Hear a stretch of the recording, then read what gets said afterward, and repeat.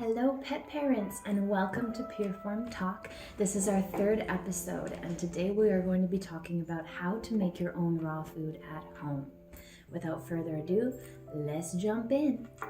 Last week we talked about how to switch your pet to a raw diet. So if you missed that video, we'll put the link in the description below. Today we're going to be talking about calculating the energy requirements as well as how to balance your raw meat-based diet.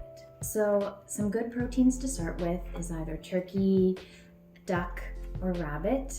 Sometimes beef if you can't get a hold of the other ones. And try and get a whole ground version with the raw and organs included. Or you can get the organs on the side and add those as protein as well. Try to include at least 2 different colors of vegetables like kale and carrot, broccoli and sweet potato, cauliflower and pumpkin. We buy a frozen vegetable mix that we usually use consisting of carrots, cauliflower and broccoli, and we just add that in, and sometimes we'll add fruits on top of that as well.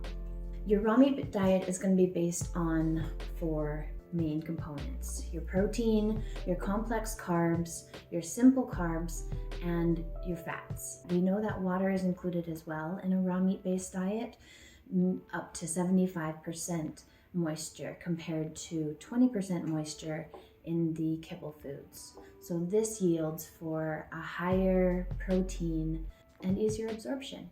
So option number 1, we've got 70% protein, 15% carbs, such as starchy foods. So oats, barley, brown rice are great to use. 10% is going to be complex carbs, which is your fruits and veggies. So these will be your dietary fiber, okay? And then 5% is going to be fats, which we recommend the omega-3 milled flax because the raw meats are so high in omega-6 and 9 already, and omega-3 has to be added into the diet. So the recommended ratio of omega-3 to 6 and 9 is 2:1.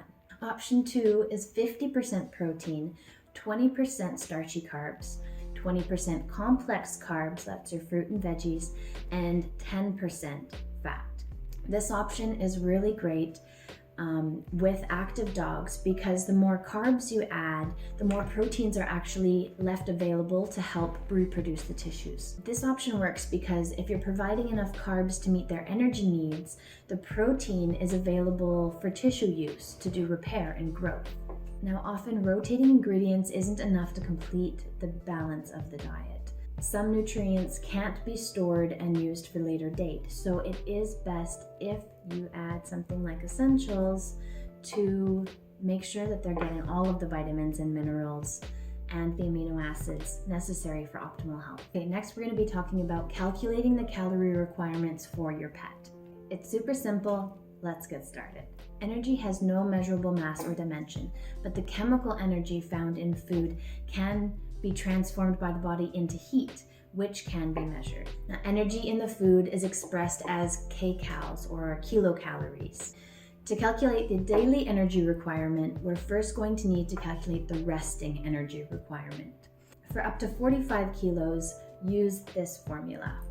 The resting energy requirement equals 70 times the body weight in kilos times 0.75. If it's over 45 kilos, use this formula.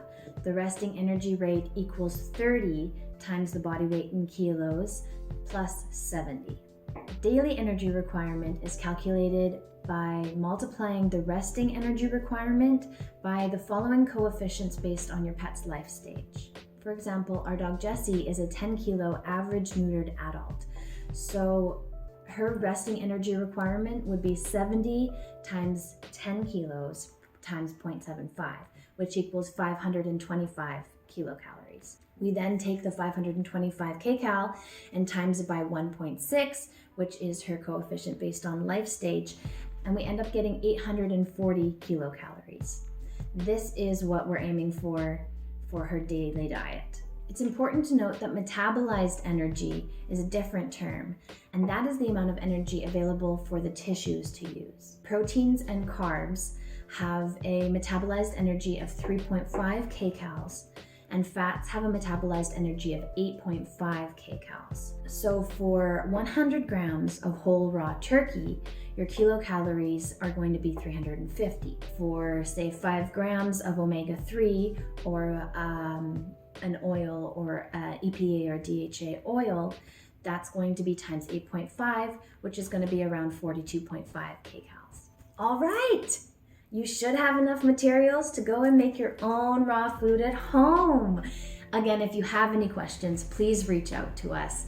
I'd be happy to help you with these calculations or sort out any restrictions that you feel your pet might have, and we will work something out. I promise this is worth a try.